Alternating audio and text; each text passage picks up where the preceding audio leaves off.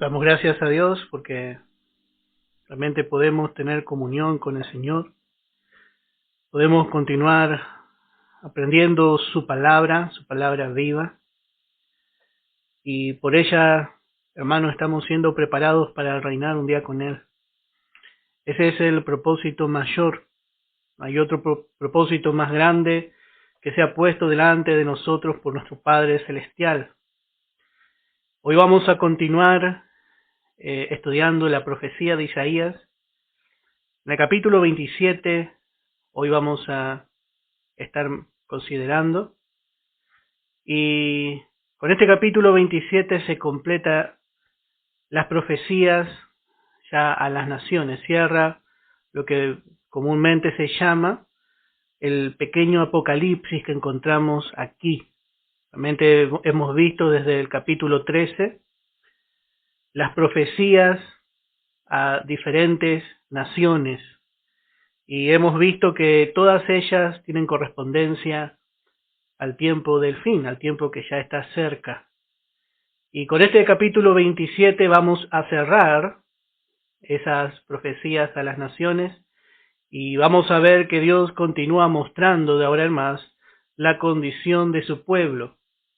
Así como habíamos visto en los primeros capítulos, Dios va a continuar mostrando la infidelidad de su pueblo y va a seguir mostrando su trato con ellos. Vamos a leer desde el verso 1 en adelante en el nombre de Jesús. En aquel día Jehová castigará con su espada dura, grande y fuerte, al leviatán serpiente veloz y al leviatán serpiente tortuosa, y matará al dragón que está en el mar. Aquí encontramos a tres personajes que Dios dice que va a juzgar con su poder. Él tiene capacidad para juzgar al enemigo. Y en primera instancia, estos tres, como son llamados aquí, dice Leviatán, serpiente veloz, Leviatán, serpiente tortuosa, y al dragón que está en el mar. Representan ellos tres primeramente a Babilonia, a Siria y a Egipto. Estas tres naciones que fueron naciones enemigas del pueblo de Dios. Dios va a juzgar. A esto se refería en manera literal esta profecía. Pero como sabemos, esto tiene una correspondencia para el tiempo del fin. Dice Isaías, en aquel día. Y habíamos visto que esta frase es la frase peculiar que utiliza Isaías para señalar el reino milenial, especialmente el día del Señor, donde el Señor estará reinando ya en su justo trono. Y este día del Señor incluye los 7 años de tribulación y gran tribulación. El día del Señor comenzará, como estuvimos viendo en estos días, los estudios con el levantamiento de la esposa de Cristo. Allí esos 7 años darán comienzo, esos 7 años de tribulación y gran tribulación, esos años darán comienzo al día del Señor. Y vemos que Isaías dice en aquel día. Y siempre que Isaías dice en aquel día, está hablando de este día, del día del Señor. O, como habíamos visto en el Antiguo Testamento, el día de Jehová. El día de Jehová. Dice en Filipenses capítulo 1, en el verso 6, estando persuadido de esto, que el que comenzó en vosotros la buena obra, la perfeccionará hasta el día de Jesucristo. Así vemos en el Nuevo Testamento. Hasta ese día, la esposa será preparada. Y el apóstol Pablo estaba confiado, convencido, que Dios iba a terminar su obra en esta iglesia de los filipenses. Y así vemos que en este tiempo, en este día, el día del hombre va a cesar. En este día Dios dice castigará con su espada, dice, dura, con una espada dura, grande y fuerte. Sabemos que en este tiempo Dios no está utilizando el juicio para convencer a las naciones, porque es el día del hombre, es el día de que el hombre puede escuchar las buenas nuevas de salvación. Nosotros estamos anunciando el Evangelio de la gracia, que no tiene nada que ver con el mensaje que se va a predicar en ese tiempo. Y vemos que todavía Dios da una oportunidad de gracia al hombre. Así, en su paciencia, no queriendo que el hombre perezca, bueno, da oportunidad. Pero en el tiempo del fin, esa oportunidad no va a ser así. Dice que Dios va a castigar a las naciones. Esta espada que está mencionada aquí, vamos a ver que simplemente es la palabra de Dios. La misma palabra que da oportunidad al hombre para que se arrepienta, esa misma palabra será el instrumento del juicio. En Apocalipsis capítulo 1 dice en el verso 16, tenía en su diestra 7 estrellas, y de su boca salía una espada aguda de 2 filos, y su rostro era como el sol cuando resplandecía en su fuerza. Bueno, así vemos al Señor. Dice, de su boca salía una espada aguda de 2 filos. Él va a juzgar al mundo, y simplemente con su palabra. Simplemente con su palabra.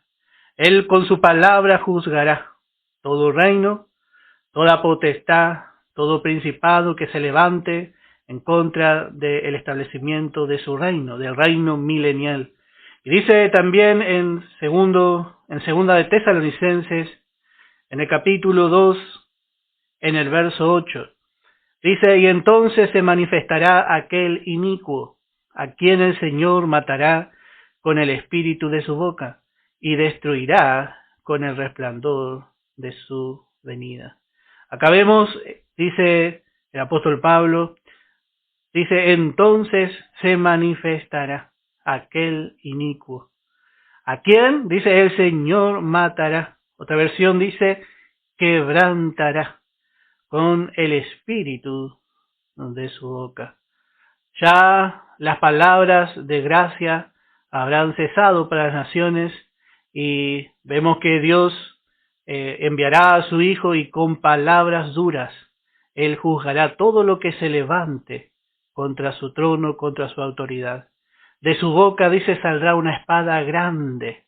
Esto nos habla de la magnitud del juicio que saldrá de la boca del Señor. Y es tan hermoso, hermano, escuchar las palabras de nuestro Señor en este tiempo. Realmente nos gozamos cuando el Señor nos habla a nosotros, nos habla con dulzura. Pero esa misma palabra se va a volver en juicio en esos 7 años de tribulación. Va a ser grande y dura su palabra como una espada. Y Él va a guerrear, especialmente contra aquellas naciones rechazadoras y también mostrando que Él peleará por su pueblo. Él va a pelear por su pueblo. Y dice que con el espíritu de su boca. Así es la palabra. La palabra de Dios es espíritu. Dice en Hebreos capítulo 4 en el versículo 12, porque la palabra de Dios es viva y es eficaz, es eficiente, es fuerte y más cortante que toda espada de 2 filos, y penetra hasta partir el alma y el espíritu, las coyunturas, los tuétanos, y discierne los pensamientos y las intenciones del corazón. Note que su alcance dice, no hay cosa creada que no sea manifiesta en su presencia. Así es la palabra, y así la palabra nos ha alcanzado, la palabra nos ha discernido, ella ha tocado nuestros tuétanos, nuestras partes más profundas, y bueno, nos ha tomado. Y dice, no hay cosa creada que no sea manifiesta en su presencia, antes bien todas las cosas están desnudas y abiertas a los ojos de aquel a quien tenemos que dar cuenta. Bueno, así el hombre va a tener que pasar por esto. Y también, como hemos leído, el anticristo también. La palabra juzga todo. La palabra juzga todo. Aún el pensamiento que se levanta contra el trono de Dios en nosotros, bueno, vemos que es juzgado por la palabra. Y vemos que en ese tiempo, dice que con esta espada dura, con su palabra, dice la palabra castigará, dice, al Leviatán, serpiente veloz. Al Leviatán, serpiente veloz. Este Leviatán era una serpiente que según el mito o la manera de pensar antigua, se decía que vivía en las profundidades del mar. Y tenemos algunas referencias para ver a este ser. Y vamos a ver si podemos discernirle a través de la palabra. Vamos a ver en Job primeramente, Job 41, capítulo 41, y vamos a leer desde el verso 1 en adelante. Job 41, versículo 1, dice, ¿sacarás tú al Leviatán con anzuelo? ¿O con cuerda que le eches en su lengua? ¿Pondrás tu soga en sus narices? ¿Y horadarás con garfio su quijada? ¿Multiplicará él ruegos para contigo? ¿Te hablará él lisonjas? ¿Hará pacto contigo para que lo tomes por siervo perpetuo? Bueno, así vemos que Dios le habla a Job. Y el Leviatán, el hombre antiguo era un animal que era monstruoso, imposible de cazar, por lo menos con la fuerza del hombre. Y este Leviatán nos habla justamente de Satanás. Nos habla de Satanás y de todo cómo él opera en el mundo, en el mar, cómo él está operando en el mar, encubiertamente, y cómo él realmente está allí. Pero note que Job tenía que ver el gran poder de Dios. Y Dios dice, ¿sacarás tú al Leviatán con un anzuelo? Así iba a ser Dios. Dios ya le iba a mostrar, Dios ya le estaba mostrando proféticamente a Job cómo él iba a hacer con esta bestia. Parece que es indomable. Sin embargo, Dios dice que con un anzuelo nomás. Dios iba a tirar un anzuelo y él le iba a sacar, así como un hombre saca a un pez. Y así vemos que para Dios no es nada poder juzgar al enemigo. Al diablo va a llegar su día y Dios va a hacer. A Dios no le va a costar, a Dios no le va a costar. Sabemos que el enemigo no cree. Hasta ahora el enemigo, él se muestra grande y algunos hasta le tienen temor. Pero dice que Dios le va a sacar de esta forma. Tan sencillo Dios muestra que va a hacer con él. En el Salmo 74, en el verso 14 también, dice, magullaste la cabeza del Leviatán y lo diste por comida a los moradores del desierto. Y así fue realmente en la cruz. En la cruz, el Señor Jesús, la simiente de la mujer, como Dios le había prometido a Eva, dice, le herirá en la cabeza. Y así en la cruz le vemos a Dios, por medio de su Hijo, magullando la cabeza de este Leviatán. Así en la cruz el enemigo fue presentado, exhibido como vencido, porque el Señor le venció. El Señor le venció. Y él dice que le hirió en el calcañar, dice. Así le vemos a Jesús hecho pecado, llevando la muerte por todos. Pero el Señor también se levantó triunfante de la muerte. Y así dice el Salmo 74, magullaste, dice, la cabeza del Leviatán, y lo diste por comida a los moradores del desierto. Así nosotros hoy sabemos que estamos en este desierto, pero el Señor nos ha dado de los despojos. Realmente vemos que el enemigo ha sido vencido y en provisión nosotros gozamos también de esa victoria. Él lo puso sobre todas las cosas, dice, a la iglesia. Y si Él le venció, nosotros también le hemos vencido como parte de Él, como parte de su cuerpo, que es la iglesia. Bueno, también en Salmo 104, en el verso 26. Salmo 104, podemos leer en el verso 26. Cuán innumerables son tus obras, oh Jehová. 104, verso 26. Dice, allí andan las naves, allí este leviatán que hiciste para que jugase en él. Bueno, así andan las naves, Las naves que eran para el comercio en la antigüedad, especialmente para comerciar. Así el mundo, el espíritu del mundo se mueve y allí dice que en medio de todas estas transacciones grandes, mundiales, en medio de todo este acto que nosotros vemos, que es parece que se mueven como uno solo, está la bolsa de comercio y vemos que ahí actúan las naciones. Dice que en medio se mueve y juega el leviatán, dice. Así vemos a Satanás.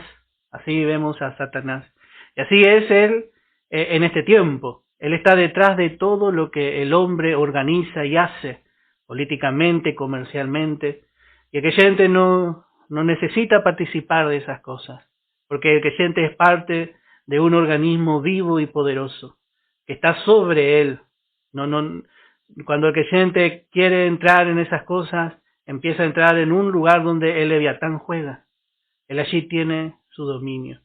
Y bueno, y así vemos que presenta también en Isaías, vamos a volver en Isaías capítulo 27, dice, al leviatán, serpiente tortuosa, y al dragón. Bueno, presenta dos más. Y aquí vemos que presenta en total 3. Esta es una triunidad de maldad. Y vemos como el enemigo siempre está haciendo una imitación de la verdad. Así como Dios es una Trinidad, bueno, él aquí vemos que es presentado también como una Trinidad, pero es una Trinidad de maldad.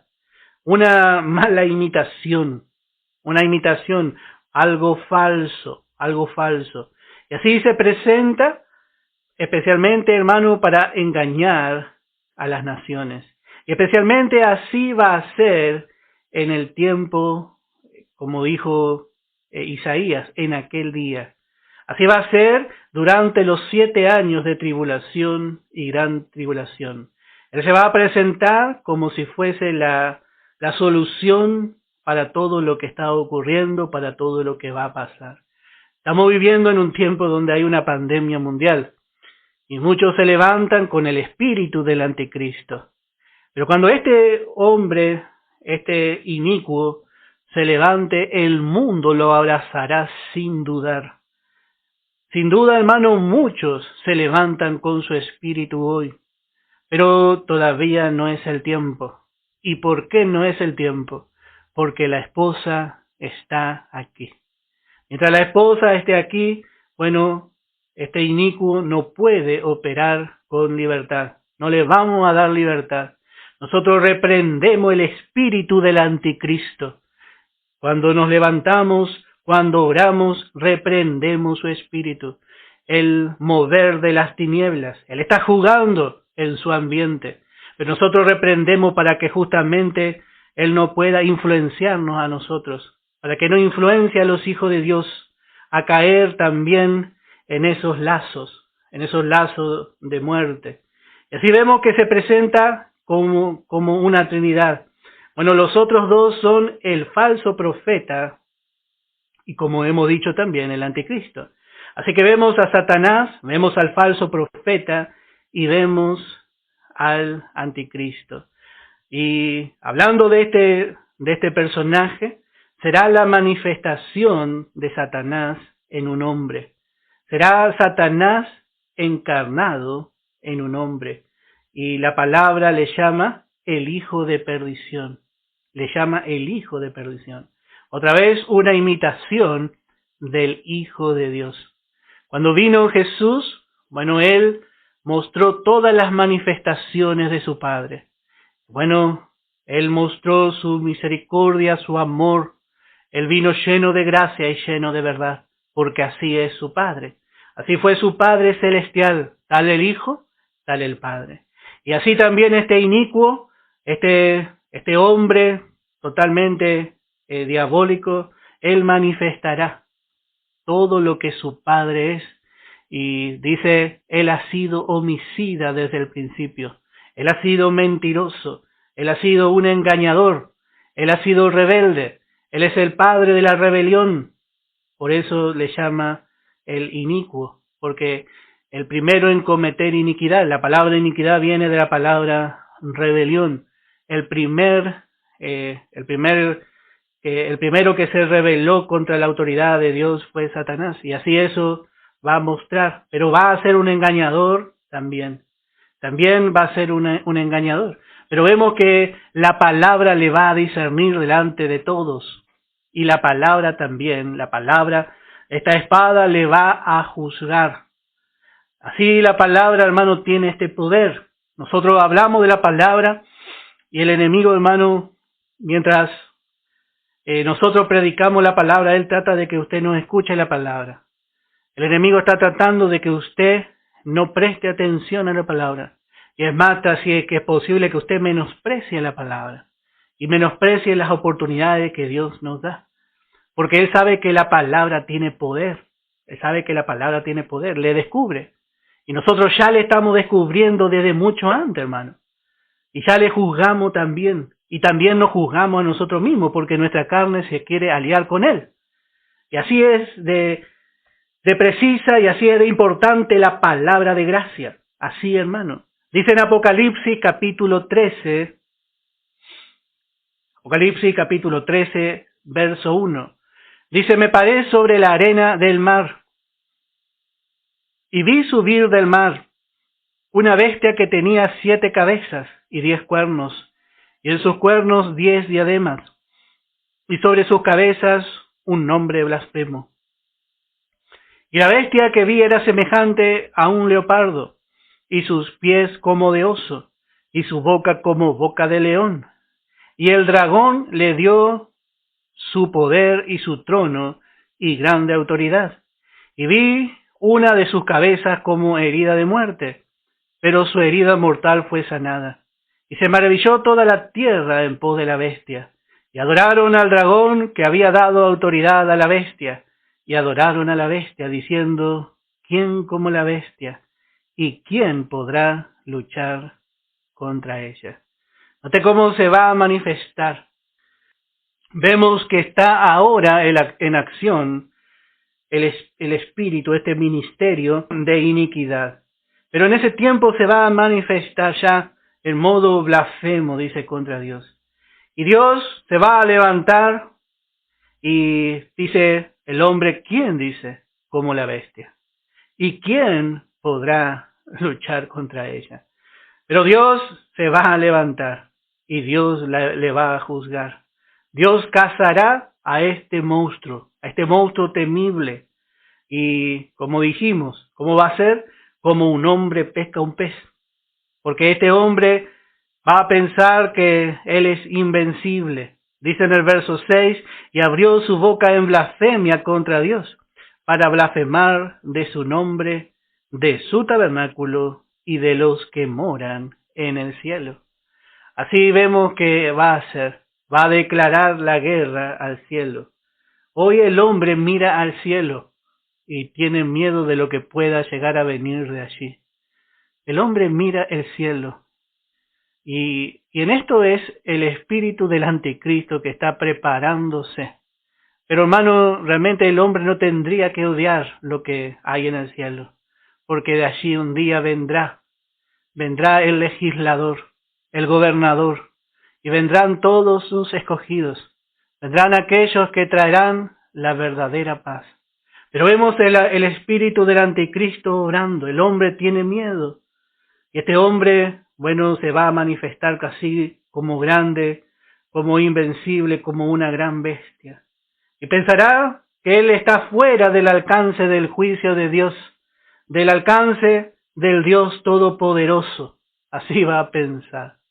Pero Dios le va a juzgar. Dios le va a juzgar. Vemos su fin en Apocalipsis capítulo 20 y vamos a leer desde el verso 1 al verso 3. Y dice, vi un ángel que descendía del cielo con la llave del abismo y una gran cadena en la mano. Acá vemos el tiempo donde Satanás realmente le van a poner garfio en la nariz, van a ponerse realmente, van a ponerle una gran cadena. Y dice, y prendió al dragón, la serpiente antigua, que es el diablo y Satanás, y lo ató por 1000 años. Así vemos que va a hacer, y va a hacer frente a todos, frente a todos. Este mismo pensamiento de Satanás vemos que está en el hombre. Este mismo pensamiento de iniquidad. El hombre piensa que él hace todo lo que hace, vive sin tener en cuenta a Dios. Y lo que el hombre piensa, hermano, es que nunca será juzgado. El hombre piensa, nunca voy a ser juzgado, porque con la muerte se termina todo. Y ojalá fuese así para el hombre sin Cristo. Pero no. Con la muerte no termina todo. Él piensa que con la muerte va a acabar, pero ahí va a empezar.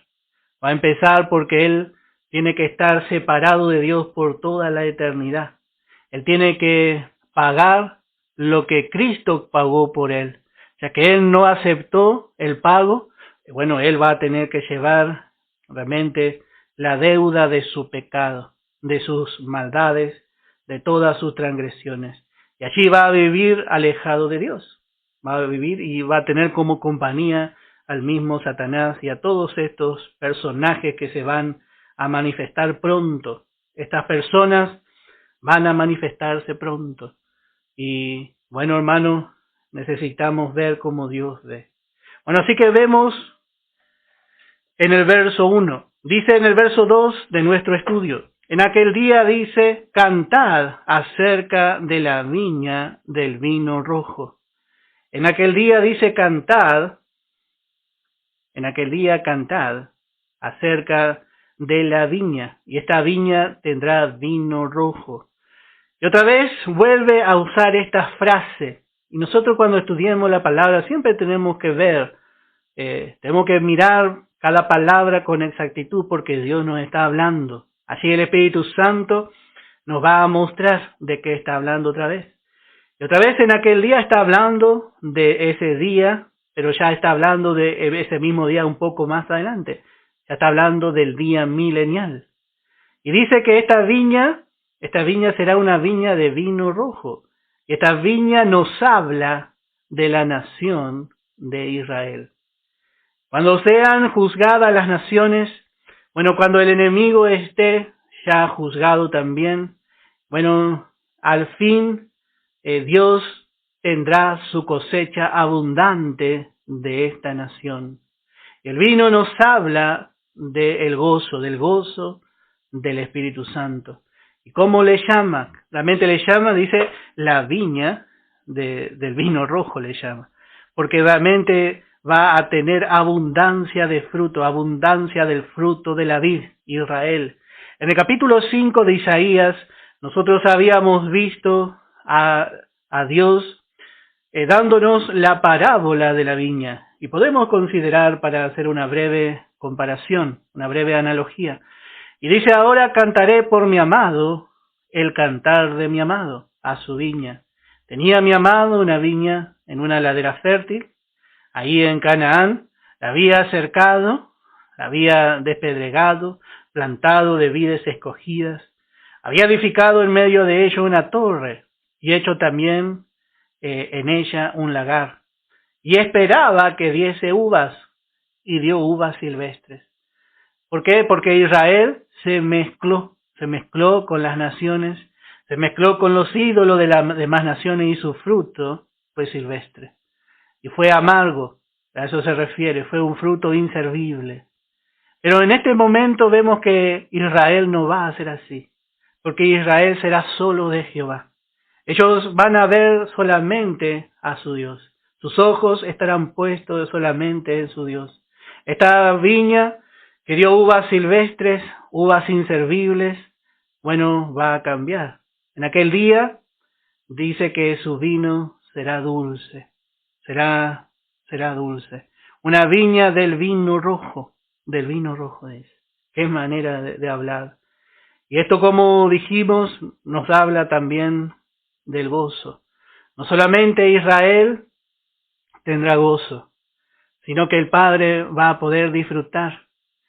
Realmente nuestro Dios, Jehová, va a poder gozar del gozo junto con su pueblo que al final será fructífero. ¿Cómo Dios se goza, hermano? El amado, nuestro Señor Jesucristo, come de los frutos que nosotros empezamos a dar. Crecemos, el Espíritu Santo empieza a trabajar en nuestra vida y Él viene y se sirve de nuestros frutos. Pero Dios aún no se ha servido del fruto de Israel. Cuando el Señor vino, Él trató de encontrar frutos. Y dice que en la higuera encontró solamente hojas y no halló fruto. Y así Israel realmente, hermano, nunca dio fruto. Israel nunca dio fruto. Y cómo Dios con gozo va a comer de ese fruto en aquel día, dice. Y cómo vio esto Isaías. Qué visión que tuvo Isaías. Realmente vemos una profecía preciosa llena de enseñanza. Así va a ser, va a haber un tiempo de mucho gozo, un tiempo, podemos decir, de una satisfacción. Y bueno, dice en el verso 3, yo Jehová la guardo cada momento, la regaré, la guardaré de noche y de día para que nadie la dañe. Bueno, así vemos que Dios también muestra cómo Él guarda a su viña y cómo Él la va a guardar también, Y podemos leer un poco más en Isaías capítulo 5, podemos mirar un poquito más de ese tiempo. Dice en el verso 5 dice, yo mostraré pues ahora lo que haré yo a mi viña. Acá vemos lo que Dios tuvo que hacer para que esta viña sea fructífera. Un día esta viña será alabada por todas las naciones. Así usted va a veces a alguna provincia y ve los viñedos, todos parejitos, todos llevando frutos. Y así las naciones se van a poner a mirar esa viña, la viña de Dios. Pero hay un trabajo que Dios hizo en ella. Dice, os mostraré pues ahora lo que haré yo a mi viña. Le quitaré su vallado.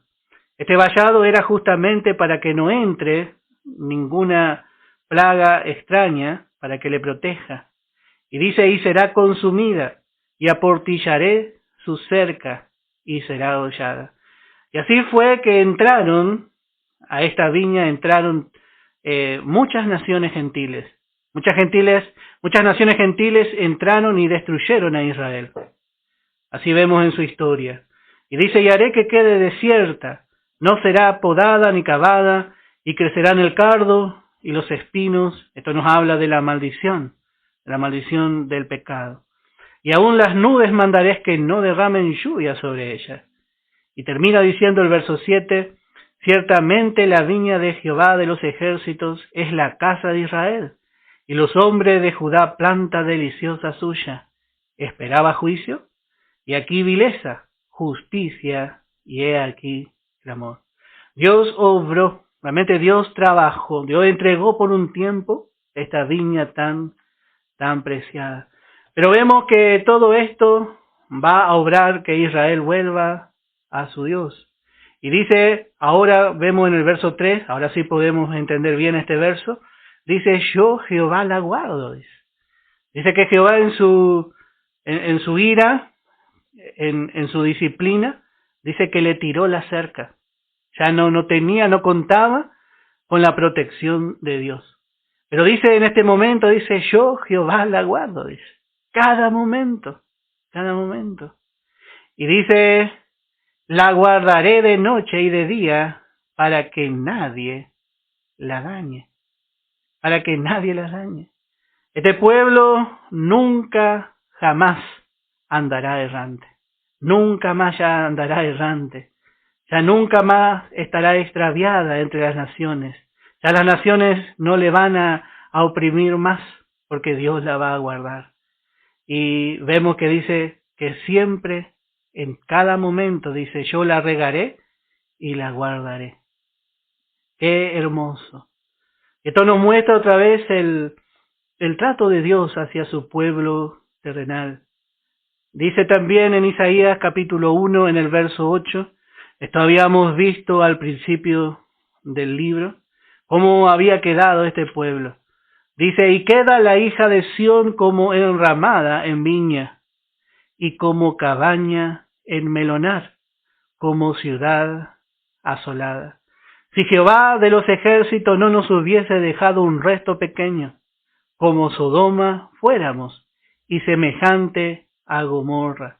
Así vemos cómo quedó Israel, pero realmente vemos que en este tiempo no será así. Porque esto Dios había hecho por causa de su incredulidad, por causa de su idolatría. Dios había abandonado por un momento a su pueblo. Y ahora vemos ya a Dios otra vez con su viña. Y así vemos, nos hace ver como un labrador que está ahí cuidando constantemente de ella. Constantemente Israel va a disfrutar del cuidado, de la comunión íntima con su Dios. Qué hermoso va a ser, hermano.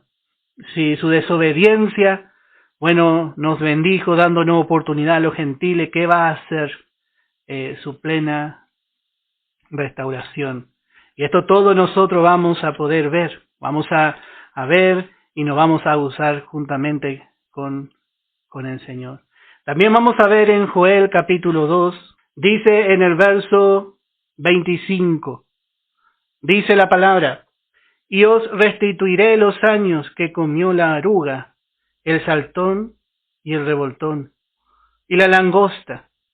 Mientras Dios cuidaba de este pueblo, todas las plagas quedaron afuera. Y todos estos animalitos, estos insectos, realmente son muy perjudiciales para el labrador y para una viña o para cualquier quinta que tenga una persona. Y esto, bueno, ya vamos a estudiar en algún momento, nos habla de los imperios mundiales que pasaron desde Nabucodonosor hasta Roma. Pero dice que el Señor dice, os restituiré, dice, los años que comió la oruga, el saltón y el revoltón, y la langosta, mi gran ejército que envié contra ti. Y comeréis hasta saciaros, y alabaréis el nombre de Jehová vuestro Dios, el cual hizo maravillas con vosotros, y nunca jamás será mi pueblo avergonzado. Así que vemos que Israel gozará de los años de restitución. Dice, os restituiré. Dios le va a devolver y va a ser mejor. Ya no habrá plaga. El labrador estará allí y va a estar cuidando de la viña. Así que vemos cómo presenta aquí. Y dice también en el verso 4 de nuestro estudio, no hay enojo en mí. ¿Quién pondrá contra mí en batalla espinos y cardos? Yo los hollaré y los quemaré a una. ¿O forzará alguien mi fortaleza? Haga conmigo paz. Sí, haga paz conmigo. Así vemos que la situación de Israel no es por disposición o por decisión humana. Dice, no hay ya enojo en mí. Esta situación a la que llegó Israel fue, bueno, por el enojo de Dios. Dios hizo así, Dios abandonó a su pueblo en su enojo nada más. Fue la corrección de Dios sobre su pueblo, pero ya pasó. Y dice ahora, ¿quién? Dice, pondrá contra mí en batalla espinos y cardos. Entonces espino y cardo, como dijimos, son el resultado de la maldición. Ya no va a haber maldición contra el pueblo de Dios. Ya no va a haber maldición contra el pueblo de Dios. Será un tiempo ya de gozo. Ya no hay más, dice Dios, no hay más enojo. Terminó el enojo. Pero como sabemos, el hombre siempre piensa que Dios, cuando desestima para siempre. Pero no es así. La elección de Dios, ayer estábamos viendo en Éxodo cómo Moisés sabía interceder, porque intercedía por el pacto inmutable. Bueno, en Jeremías 32, profecía de Jeremías, capítulo 32, en el verso 37, podemos leer algunos versos. Jeremías 32, en el verso 37. Dice: "He aquí que yo los reuniré de todas las tierras a las cuales los eché con mi furor y con mi enojo e indignación grande". Así estaba Dios de enojado y los echó, dice. Pero dice: "Y los haré volver a este lugar, y los haré habitar seguramente, con seguridad. Ellos habitarán la tierra de Canaán. Y he aquí que yo los reuniré de todas las tierras a las cuales los eché con mi furor, y me serán por pueblo, y yo seré a ellos por Dios. Y les daré un corazón y un camino para que me teman perpetuamente, para que tengan bien ellos y sus hijos después de ellos". Así vemos que Dios va a hacer bien para con su pueblo. Y dice en el verso 40: "Y haré con ellos pacto eterno, que no me volveré atrás de hacerles bien, y pondré mi temor en el corazón de ellos, para que no se aparten de mí. Y me alegraré con ellos, haciéndoles bien, y los plantaré en esta tierra en verdad de todo mi corazón y de toda mi alma. Porque así ha dicho Jehová: como traje sobre este pueblo todo este gran mal, así traeré sobre ellos todo el bien que acerca de ellos hablo". Así como Dios trajo mal y pensó mal de su pueblo, bueno, cuando Dios dice, bueno, ahora ya es tiempo de hacerle bien, ¿quién puede impedir a Dios?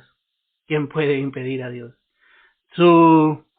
Realmente su disciplina no dura para siempre, su enojo no dura toda la vida.